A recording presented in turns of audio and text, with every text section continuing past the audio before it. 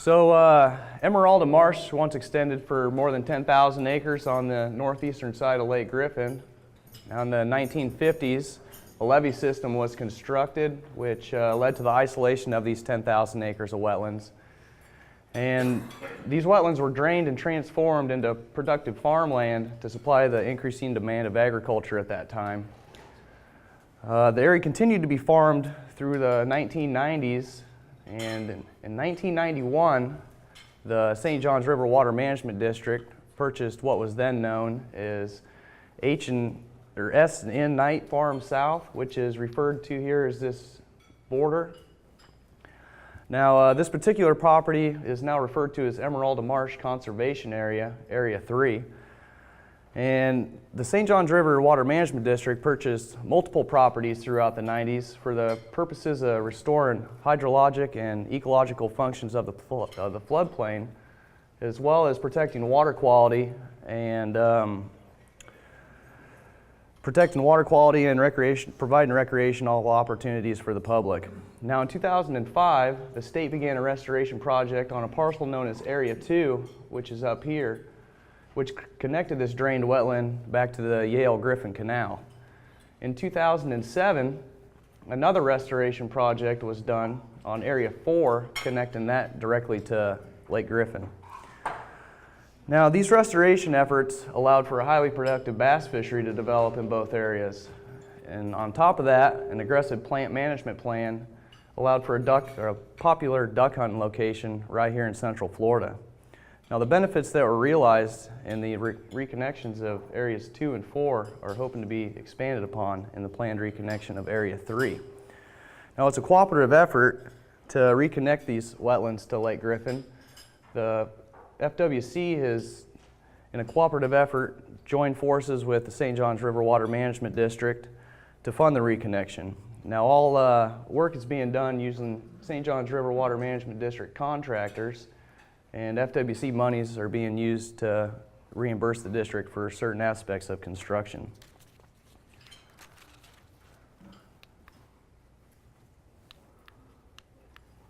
Must be a trick to this.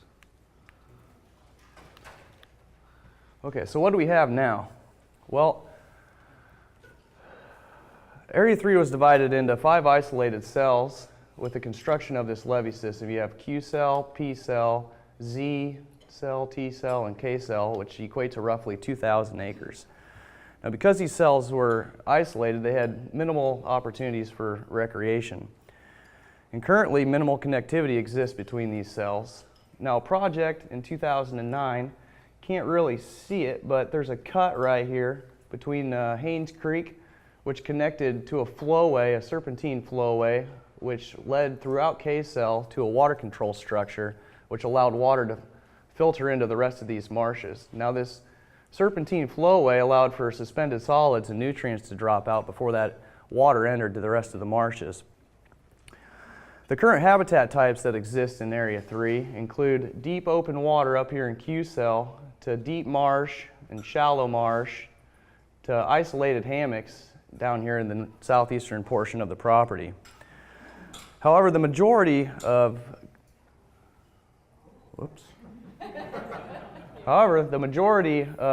this open water habitat and marsh habitat is currently dominated by floating tussocks.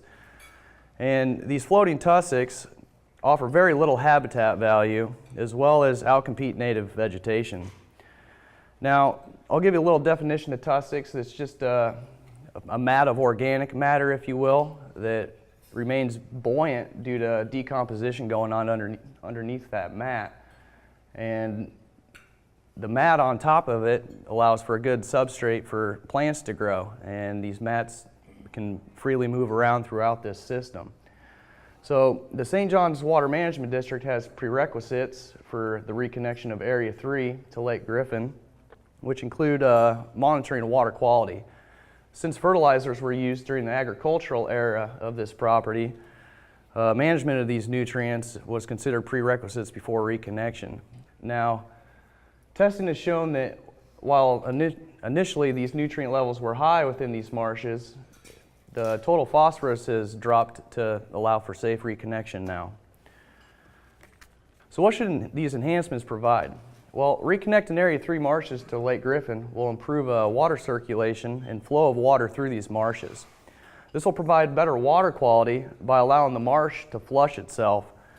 Water exchange between these marshes in Lake Griffin will also increase, allowing for clean, filtered marsh water to once again enter Lake Griffin. This should increase the diversity of native plants in the area and provide a higher quality fish and wildlife habitat. Reconnecting and restoring these 2,000 acres of wetlands will provide additional hunting and fishing opportunities for the public, and this should allow waterfowl hunters to spread out, giving each other more space, which will allow for safer hunting as well as increased harvest success. Expanded wildlife viewing opportunities will also be enhanced through this project. So here you have a final product showing what Area 3 will look like once construction is complete. You'll no longer have isolated marshes. You'll have a series of internal breaches here in Area 3, as well as external breaches leading directly to Lake Griffin or the Yale-Griffin Canal. You'll also have a single boat ramp here in Area 3.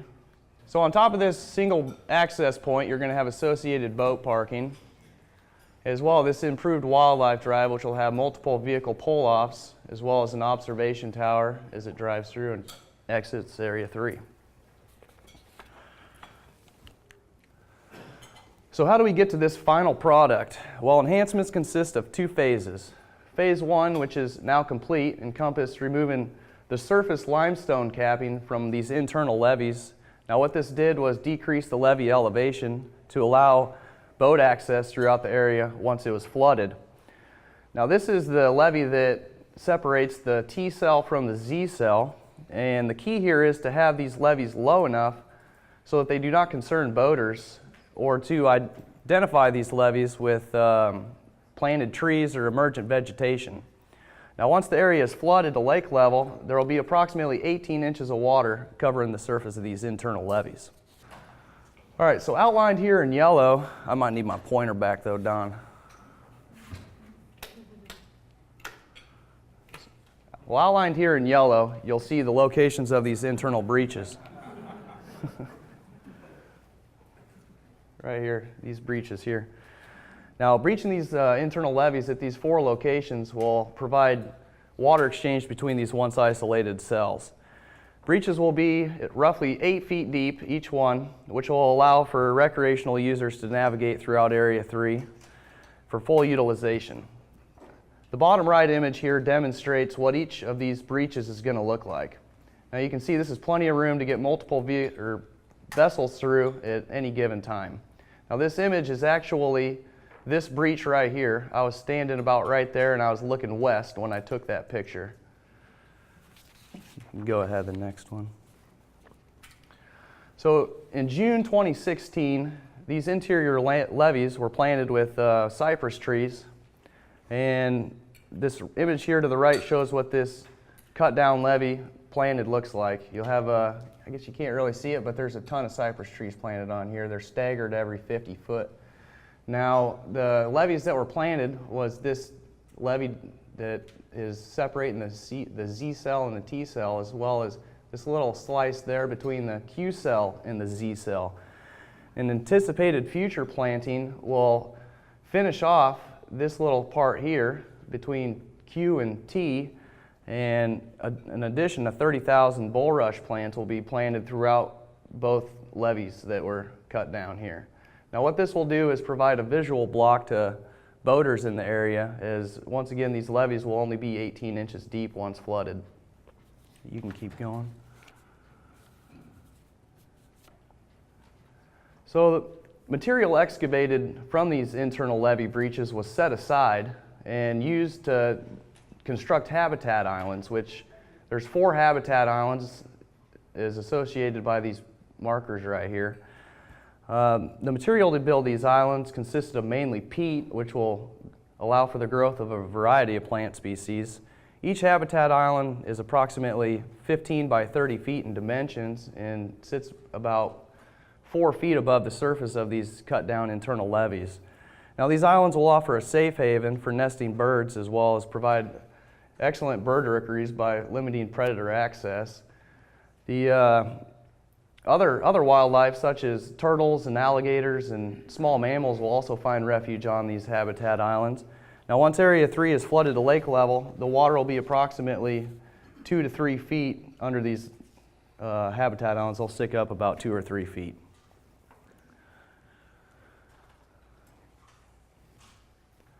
These islands are planted with a variety of tree species, ranging from maple to potash and holly trees. Now trees were approximately 6 feet tall when they were planted and have really taken off since being put in this peat material.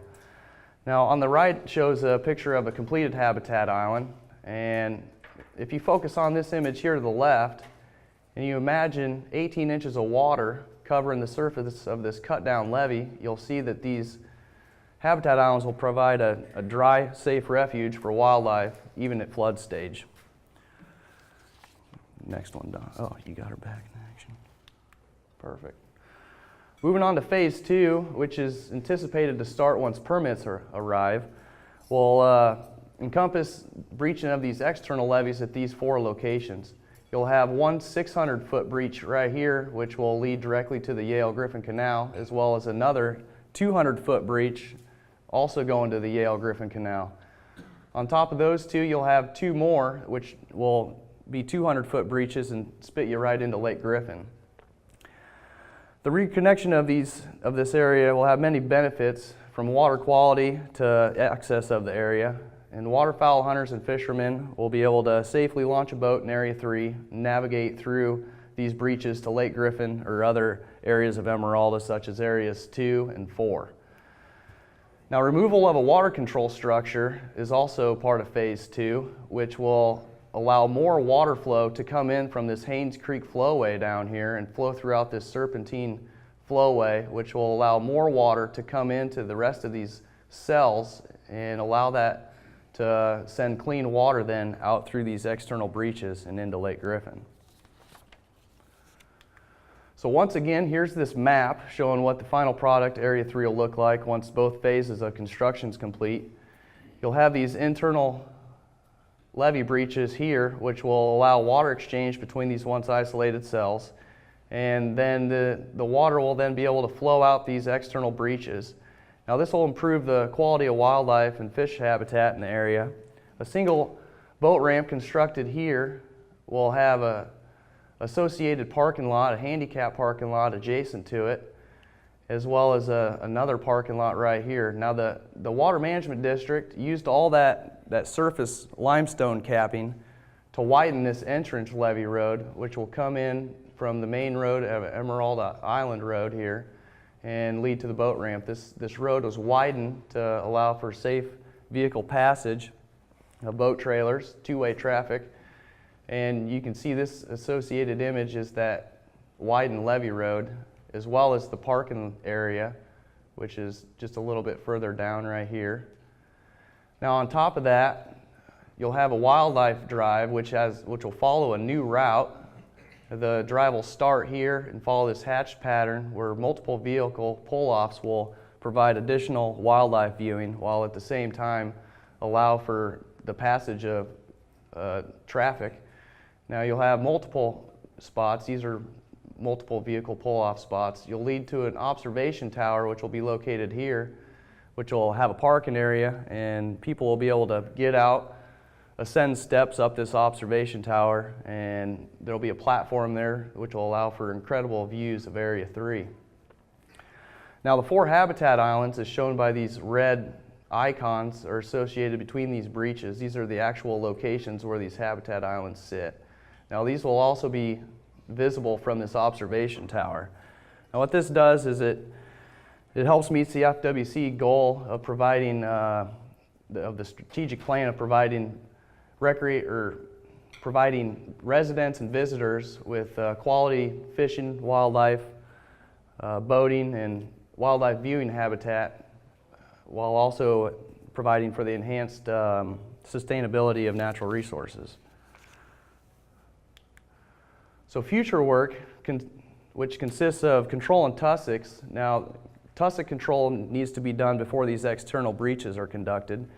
These tussocks dominate the majority of habitats throughout Area 3, and as I said earlier, offer little habitat value. They prevent native species from coming into the system because as the tussocks move about, they scour off that vegetated growth of beneficial plants as well as shade out the growth of oncoming plants. Now, if we were to breach these levees, this material could potentially get into Lake Griffin, causing navigational hazards. And in the coming months, FWC and the St. John's Water Management District are going to combine funds in a cooperative effort to remove these tussocks from the system.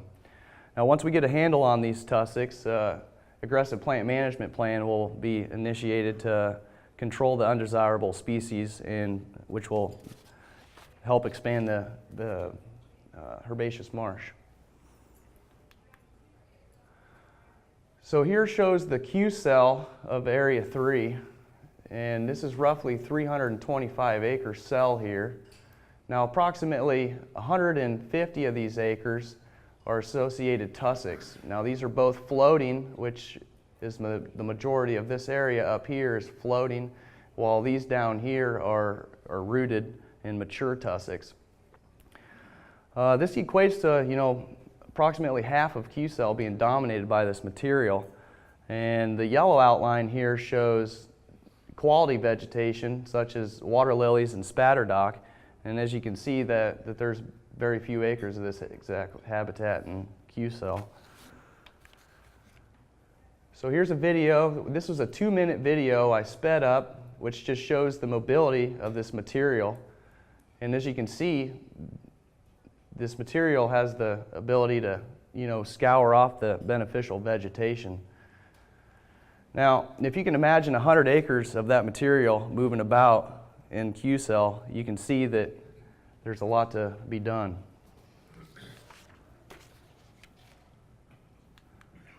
So some anticipated results.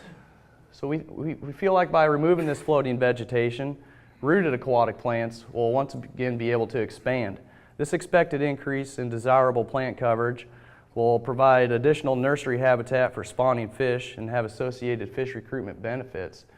Foraging opportunities for wildlife will also increase with this expanded vegetated marsh. And as stated earlier, Area 3, the access and the reconnection to Area 3 to Lake Griffin will provide a more natural water regime back to these marshes. The marsh will improve water quality by allowing for the filtering of suspended solids and nutrients, and then this clean water will then once again be sent through Lake Griffin. Now, reconnecting these 2,000 acres of wetland habitat will increase hunting and fishing opportunities. Access to Area 3 will be greatly improved as people will be able to launch a boat directly in Area 3 and navigate through these breaches to Lake Griffin or other areas of Emeralda such as areas 2 and 4. Now with that, I'm going to introduce Dennis Renfro. He's going to talk about what's going to happen with this year's waterfowl season at Emeralda Marsh Conservation Area 3. Dennis is a resource biologist for this area, and he's been in talks with the district as to what exactly is going to play out for this waterfowl season. With that, Dennis.